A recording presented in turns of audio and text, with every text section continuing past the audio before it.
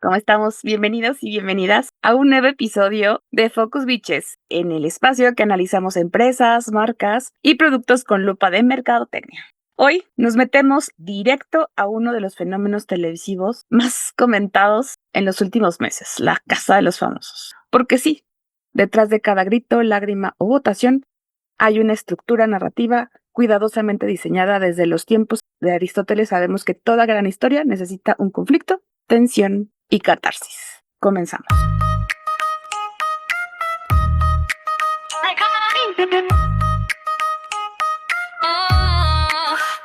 Dos mercadólogas vienen a contar que lo que ves no es casualidad. Todo tiene truco, todo tiene guión y tu elección. Ya la decidió otro campeón. Ponte las gafas, cambia la visión. El branding manda en cada decisión. No es magia, es persuasión. Todo es culpa del branding, my love.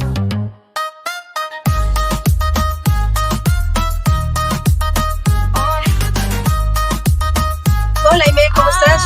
Muy bien, gracias. ¿Y tú qué tal? Muy bien. Fin de semana con su... Aplicando exámenes, pero muy bien. Gracias. Ok, comencemos un poquito sobre la Casa de los Famosos. ¿Cómo surge esta idea? Bueno, todo está basado en una novela de George Orwell llamada 1984. En esta distopía del futuro, todos viven bajo la imagen del Gran Hermano, un dictador o un ente que tiene lleno de cámaras a la ciudad y sabe cada movimiento que tienen sus ciudadanos. Esta idea, Endemol la tomó y dijo, ¿por qué no la hacemos más casual? Que te tengan vigilado a las 24/7 y en vez de ser una crítica social como la novela de Orwell, se convirtió en entretenimiento. ¿Y por qué no? A lo mejor de una manera de estarnos enseñando o bajar la guardia a que seamos vigilados las 24 horas y lo veamos como algo común. Y también se inspira un poco en la cárcel de Stanford, uno de los experimentos sociales más perturbadores de la historia, donde buscan analizar el comportamiento humano.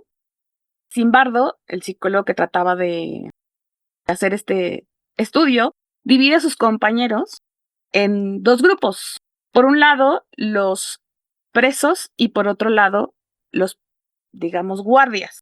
Este estudio solo duró 6 días y buscaba ver el comportamiento humano y automáticamente el cambio de comportamiento de las personas al sentirse empoderadas por tener el poder de ser guardias, de sentirse con la autoridad, sometían a los que eran prisioneros, aun cuando estaban en la vida real en condiciones de igualdad y sabían que esto era un experimento.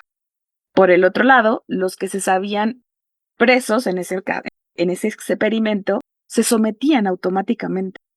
Solo duró 6 días porque la novia de Zimbardo, cuando Zimbardo, emocionado de cómo estaba funcionando esto y ver la bestialidad del ser humano, se lo presenta a su novia y le dice, mira, no, si está funcionando esto. Y la novia sorprendida dice, no puedo creer que puedas soportar esto y que no lo hayas parado.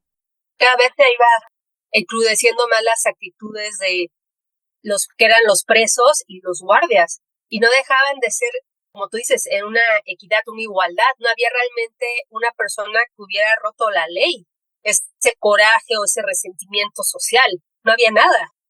Todos eran compañeros. Entonces dijo, no, yo no entiendo por qué no has parado esto, y si no paras esto, yo no voy a continuar contigo.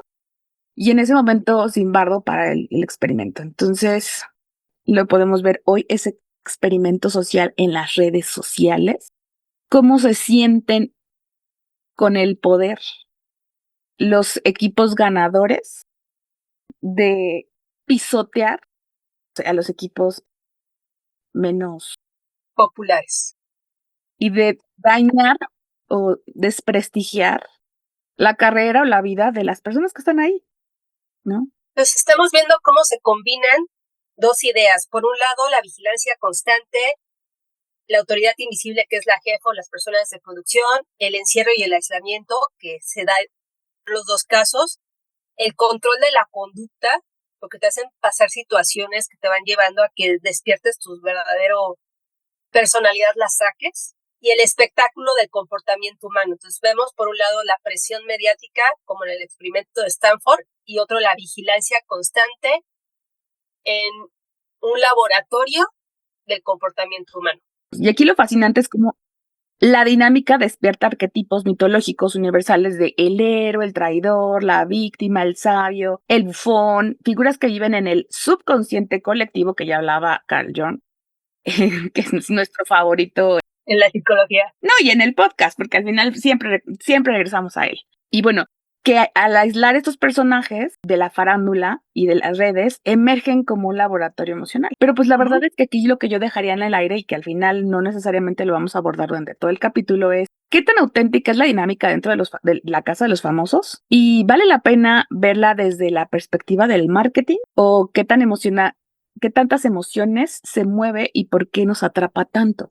Y digo, finalmente, sí les vamos a abordar, pero no necesariamente nuestros seguidores tienen que estar o no de acuerdo con nosotros. Así es. Entonces, vamos a empezar un poquito de quién diablos creó la Casa de los Famosos. Bueno, fue Endemol, que nació en 1994 bajo la fusión de dos productoras dirigidas y hicieron varios éxitos globales, entre ellos Big Brother, Deal or No Deal, The Money Drop, Fear Factor y Wipe It Out. Y de Big Brother se desglosó Big Brother VIP, o en el caso de México, la Casa de los Famosos. Uh-huh. Entonces vemos cómo el temor de Orwell de estar siempre vigilado se convirtió en nuestro entretenimiento. Ese temor ya lo hemos normalizado. Toda Europa en los 2000 quedó con circuito cerrado en toda Europa. Y actualmente pues, todo México está con circuito cerrado, el CCT, ¿no? No, en China, que tienen reconocimiento facial, una cosa extraordinaria. Realmente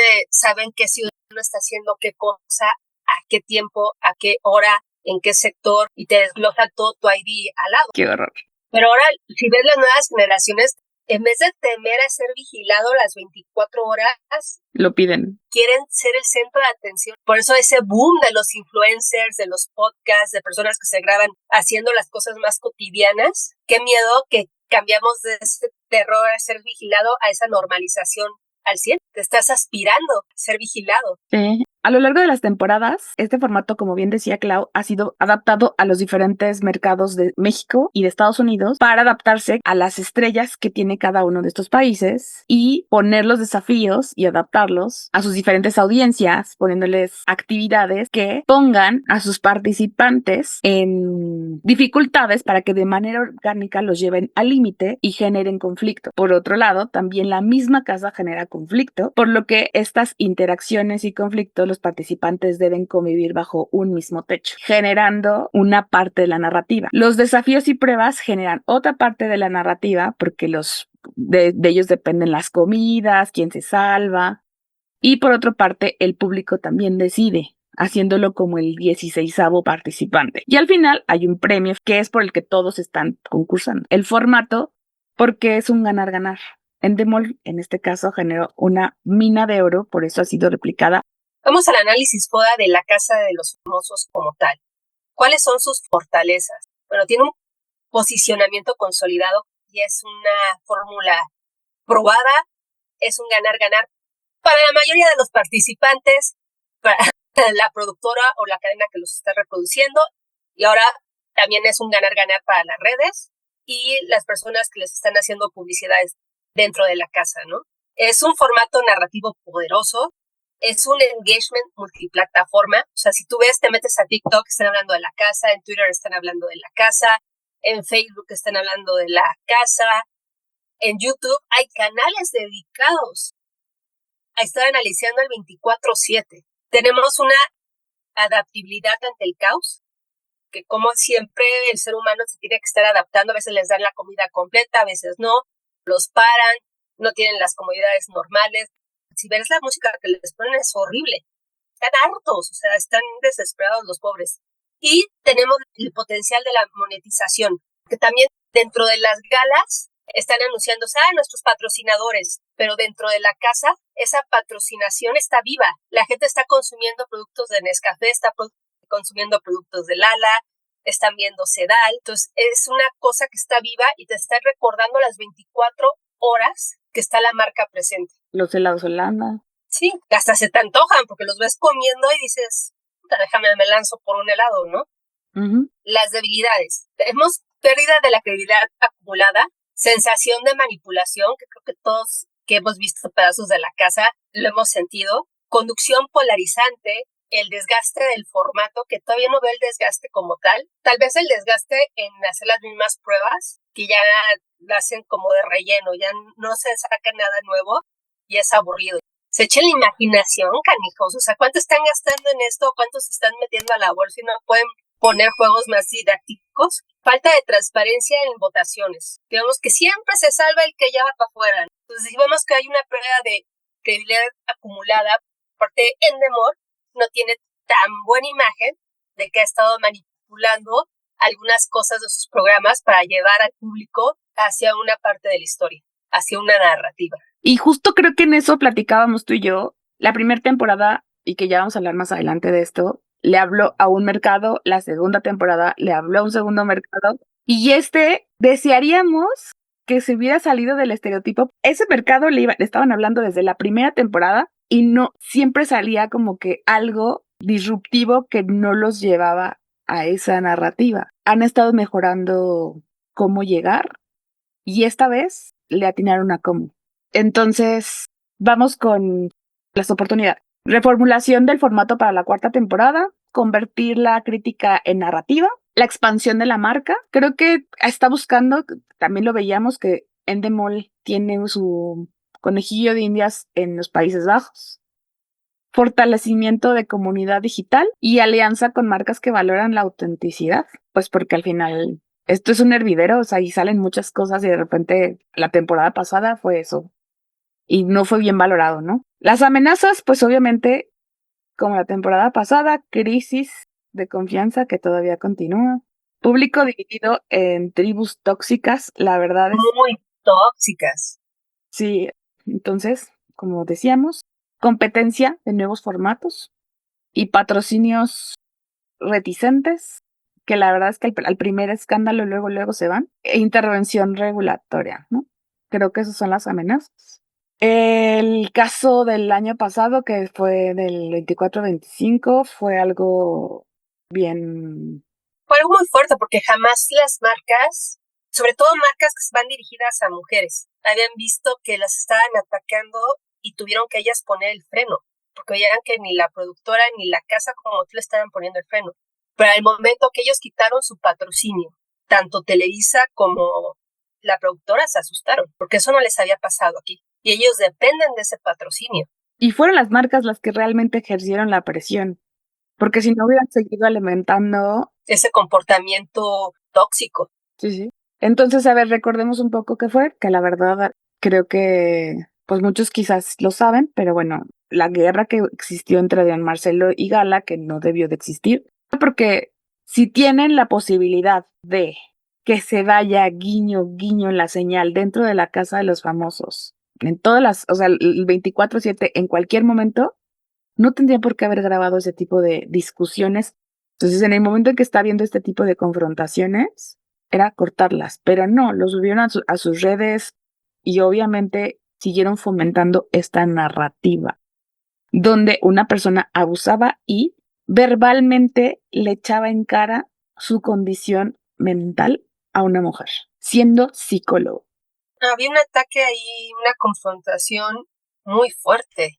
Hombre-mujer, y muchas cosas como que, o sea, no eran correctas. Hombre-mujer, psicólogo-paciente, o sea, que no era su paciente, pero al final vulnerable. Pero tenía conocimiento mucho más preciso sobre las causas que le estaban afectando a la chica, ¿no? A Gala. Que era una condición de poder. Uh-huh. Es que ahí la ficción de género causa mucho rating. Y vemos que también ahí hay dos vertientes. Tenemos a Televisa, que sí le interesan los patrocinios, y a la productora, que ya cobró y tiene asegurada su participación monetaria. Entonces ellos lo que querían era seguir causando ruido para que la gente siguiera pegada a la pantalla. Y a él se le había firmado un contrato para que llegara a la final. Supuestamente, no podemos asegurar nada. Pues sí, porque no conocemos el contrato, ¿no? Exacto. Pero bueno, por todo el ruido que existió, no lo dudaría. Y en este caso, intentaron contener la narrativa y pues obviamente al final mejoraron la relación que Adrián Marcelo abandona la casa después de que nuevamente le dieron la oportunidad a Adrián Marcelo de disculparse y no lo hizo. Es cuando abandona la casa y las marcas, algunas de ellas regresan, ¿no? Y este año, el shock es que las personas que tú esperarías que llegaran a la final no llegan. Entonces, es como de, ¿cómo es que Ninel Conde no llega a la final? ¿Cómo es que Facundo no llega a la final? Porque no le están hablando al mercado que tú crees que le están hablando. Yo iría un poquito más allá, porque no solo es el mercado, sino que ellos están asegurando su narrativa y se les sale de control, porque no deja de ser un marketing vivo. Ellos pueden condicionar muchas cosas, pero como el público crea resistencia a esa narrativa, les puede jugar en su contra y siempre tienen ese factor que tienen que irse adaptando. Lo están controlando al 100, porque ahí sigue Alexis Ayala. Lo adoptaron, abrazaron la idea que les vendieron. La vendieron completita y se las tragaron completa. Pero si tú ves en redes, no es una persona que la gente vote por él mismo. No, pero como es el papá y es el lobo protector. Ajá, y hasta la mamá salió, gracias Alexis. Se la compraron completa, ahí sigue. ¿Sí? Le siguen hablando al mismo mercado. Así es. Vamos con los arqueotipos recurrentes. Tenemos el líder carismático, el que toma la batuta desde el primer momento, que en el caso de la primera temporada fue Wendy. En esta podemos ver que es Aldo y Aarón. Tenemos el estratega calculador, un caso súper obvio es Sergio Mayer, y ahorita su compadre Alexis, que vemos que está manipulando y reteniéndose su propia personalidad para adaptarse a los nuevos chavos. El outsider o rebelde, que en este caso podría ser un Abelito. El conciliador, que en la segunda temporada vimos a Mario Besares y a Arad de la Torre. La víctima o el vulnerable, que aquí se va rolando según a la conveniencia de la narrativa. Todos este tipo de arqueotipos no se asignan como tal. Bueno, sí, porque cada vez que hacen el casting van eligiendo personas que vayan a entrar en uno o dos arqueotipos. Pero después se van solidificando esos arqueotipos y se van haciendo más complejos, lo que refuerza la edición. De hecho, si te fijas, también tienen una historia alterna, porque desde bueno, yo no vi la primera temporada, tú sí la viste y por eso estamos aquí para platicar de esto. Esta tercera temporada, entre que sí que no, me ha llegado como información de otras partes y tú la has seguido igual por refil, ¿no? Pero, pues, obviamente al investigar nos hemos enterado de la información. Llegando al punto, el shipeo se ha dado en la primera temporada, en la segunda temporada y en esta temporada. Y es una tercera narrativa que se da. Si hablan de tu shipeo, es garantía de que te vas a quedar más tiempo porque la gente quiere ese cuento, quiere saber cómo se va a desarrollar esa novela. ¿Cierto o falso? Cierto, y lo vemos con el amor imposible de Nicola con Wendy, la heroína y el héroe tráfico leal. Lo tenemos en la segunda, también le empezaron a manejar primero con Gala, con Agustín, pero no les funcionó mucho. Después se pasaron a Gala con Karime, que fue la que más atrajo miradas, que no era el chipeo que ellos querían, pero les resultó. Y aquí estamos viendo un chipeo bien raro entre Aldo, Abelito y Aarón. También está Elaine con Aarón. Están probando, están manipulando tus emociones. De eso le lanzaron mucho hate a Mariana Botás con Aldo, cuando honestamente era algo de lo más inocente y Mariana Botás, ni por aquí, creo yo, honestamente y genuinamente, De la sudadera. De la sudadera. Perdón, pero creo que le puedes pedir a cualquier persona que te preste su sudadera. Y perdón si malinterpretas que le pidas a cualquier persona una sudadera. Yo lo que me llamó mucho la atención era la familia de Aldo que salía a decir, regrésenle la sudadera al niño. Yo al principio yo no entendía los mensajes de las redes, decía, ¿qué niño? Porque aparte se está manejando esa narrativa de niños. ¿Cuáles niños? No hay niños ni niñas, son adultos. 5 vatos en la casa, 4 mujeres en la casa, obvio te estás viendo y como estás aislado empiezan a haber atracciones, quieras o no, Porque Eso es es lo lo que único iba. que ves. Eso es lo que iba. O sea, no te vas a casar con el cabrón que salgas de ahí. Claro que no. Entiendan. Es a lo que voy con la parte tóxica. O sea, no más, no más. Sí, está muy interesante, como dices tú, que quieran extender su estadía por estos chipeos. Sí. Y es parte del arquetipo de los enamorados, que justamente, como decíamos, están en el subconsciente colectivo. Continuemos entonces con la formación de bandos y el conflicto de la narrativa. Clau. En cada temporada hay bandos, cosa que a mí me choca, pero bueno. Los bandos no son sociales, son editoriales, no son políticos y son sobre todo emocionales, que es cuando empiezan a dividirse los cuartos. Se forman por afinidad, sí, pero también por estrategia. Lo vimos mucho en la segunda temporada, que se juntaron todos los influencers que decían, este es el cuarto fuerte, según ellos, aunque su soberbia hizo que cayeran mal. Que nosotros tenemos los números, vamos a aliarnos, no porque seamos amigos, sino porque nos conviene. Surge la empatía, pero también el ego. Y lo vimos mucho con Ricardo Peralta, que creo que el pobre todavía no se recupera de todo el hate que le tiraron. Ni gomita. Se consolidan con las decisiones del grupo, pero también se editorializan con la edición, que favorece a ese grupo sobre el otro. Aquí lo vimos mucho con el Cuarto Infierno, que estaba todo el momento las cámaras con ellos y nadie pelaba al Cuarto Cielo. También tiene que ver con que Wendy Guevara es... No, es una pila. Te digo, yo no tuve el gusto de ver la primera temporada.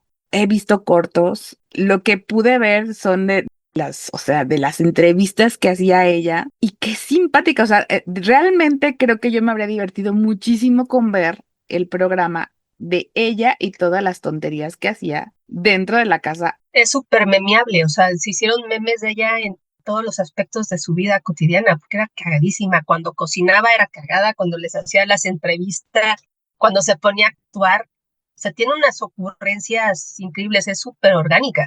Y se ríe de sí misma, conecta con las personas y que no han apreciado ni valorado en esta temporada por varias razones. Una, porque poca gente ve el 24/7. Y decía Jessica Segura, oye, pero es que yo no entiendo por qué no sacaban la parte donde estaban jugando, o sea, haciendo tonterías y divirtiéndose como enanos, porque no es parte de la narrativa que nos quieren vender. Y el consumidor, cuando elige un bando, empiezan a cortar y editar esas partes para subir ese bando. Y se crean campañas de hashtags, boicots, que van ayudando a que la narrativa siga corriendo, siga avanzando. Sí, claro. Entonces vámonos a la evolución de temporadas, del espontáneo a lo predecible. Bueno, pues la temporada 1, como decíamos, o sea, tenía todo el caos, como decíamos, Wendy Guevara de la nada salía con tonterías, me encantaba como el resulta y resalta, salió ahí con frases que terminaron todo el mundo diciendo en algún punto. Si bien platicábamos tú y yo en nuestras juntas previas, no creo que tuvieran previsto que ella saliera como ganadora. Claro. Una vez que vieron que la gente la quería, justo por esta naturalidad y autenticidad que tiene, no tuvieron de otra Endemol ni Televisa que apoyarla. Exacto. Como brilla, o sea, todos se trataron de montar a su luz, pero creo que si hubiera quedado del otro bando, o sea, en el Team Cielo, también hubiera hecho mancuerna con ellos y ellos hubieran ganado, o sea, pero por ella. Sí, es que ahí vemos que pese a que es una narrativa controlada, hay veces que lo que yo te insistía, que sale de control, porque no deja de ser un marketing vivo. Fue tan fuerte la personalidad y el carisma de Wendy que tuvieron que cambiar la estrategia al último y ya verla como la ganadora. Pero bueno, en la temporada 2, la estructura se hizo más visible, como decíamos, se veía como que claro quién iba a ganar. Una personalidad muy fuerte, muy dominante como Adrián Marcelo, que tenía controlados luego a sus minions y decir, bueno, pues de aquí soy, y cómo sembraba ideas. Y entonces los otros iban y... ejecutaban. Ajá, como psicólogo al final. Y por el otro lado, una persona ya cansada, porque es líder, pero también es carismático, Arad de la Torre, pero ya cansado, o sea, ya de trayectoria y demás, espiritualmente, de no quiero conflictos. En este momento vine aquí porque quiero brillar en mi carrera, pero no quiero ser frontal, ¿no?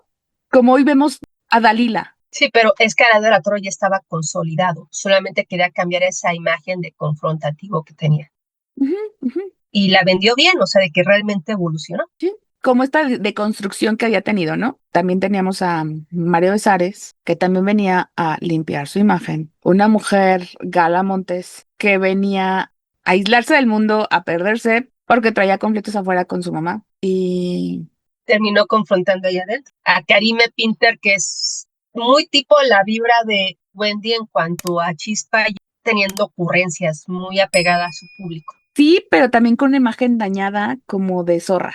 que la volteó completamente. Sí, o sea, pero también venía como a pulir esa imagen. Entonces vemos, la primera temporada la dejaron como experimento orgánico, la segunda, limpiemos imagen, fallida o no, pero lo que querían hacer. Y esta tercera, yo siento que los arquetipos están más marcados, no sé tú. Sí, personalidades fuertes, algunas de ellas, poco confrontativas, las que entraron, por ejemplo, Facundo, ves que algo le dijo Gala Montes en la anterior a Adrián Marcelo, que le dijo, es que crees que quieres ser, pero Facundo solo hay uno. Uh-huh. Entonces dijeron, o sea, como que le prendió foco a Facundo y dijeron, ¿por qué no trajimos a Facundo en la primera? Como que hacer como esta parte de irreverente, bla, bla, para hablarle a ese tipo de mercados. Pero mucho más contenido, más controlado, porque no deja de ser una persona de casa. Exactamente. Entonces, traen a Facundo, bromista irreverente, Creador de caos. caótico, de nada más estar picando puntos, pero sin ir profundo. Sin llegar a dar heridas emocionales como lo hacía Adrián. Porque lo que hace Facundo es te engancho y ya. Adrián Marcelo es psicólogo, o sea, no solo sabe enganchar, sino herir. Ese es el problema. Entonces, bueno, Ninel Conde, que es una mujer polémica, pero una personalidad fuerte que no se deja. Y los ponen juntos para no confrontarlos. Y por el otro lado, ponen a Alexis Ayala. No me termina de caer ese hombre, pero bueno. Pues es que, ¿qué te digo? No voy a mencionar su nombre. Me resisto por mi salud mental. Solo diré que el reflejo del machismo puro, duro y maduro, aunque aquí está jugando el arquetipo del sabio. El protector.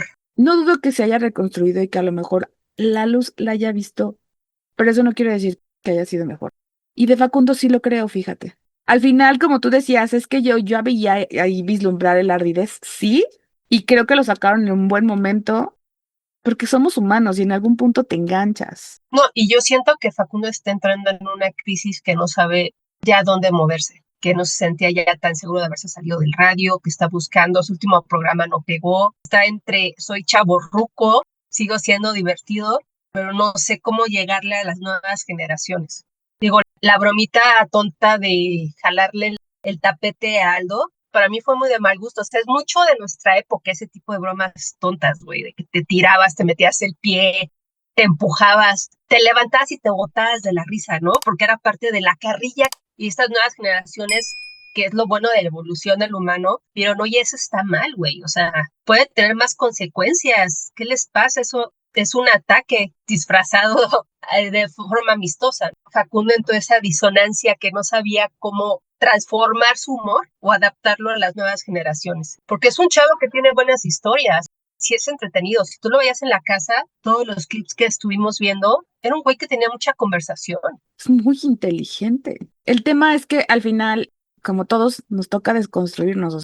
Y creo que todos, o sea, ellos al final están hablando a una generación. O sea, Ninel Conde, Mariana Botas, Facundo, Dalila, Mar Contreras, Olivia Collins. Alexis, pero no lo quieres mencionar, güey. No, ¿por qué le está hablando a la otra? Porque él es boomer. No, me falta alguien. Ah, Shiki, Guana, les están hablando a la generación millennial. Sí, a nosotros. Ajá, y a los boomers, o sea, les están hablando como a esta generación que crecieron o están acostumbrados como al Big Brother tradicional. Y que pues son los que han hecho Big Brother finalmente. A nosotros nos tocó el primer Big Brother, estábamos en la universidad. Y son los que han hecho las marchas y los que han hecho como el movimiento del 8 de marzo. O sea, todos estos tipos de cambios de paradigmas se ha hecho a través de los millennials. Cosa que no les ha gustado a la generación Z, porque la generación Z se siente inestable. Pero es que como no se va a sentir inestable, o sea, nuestra generación tuvo muchos cambios, pero fue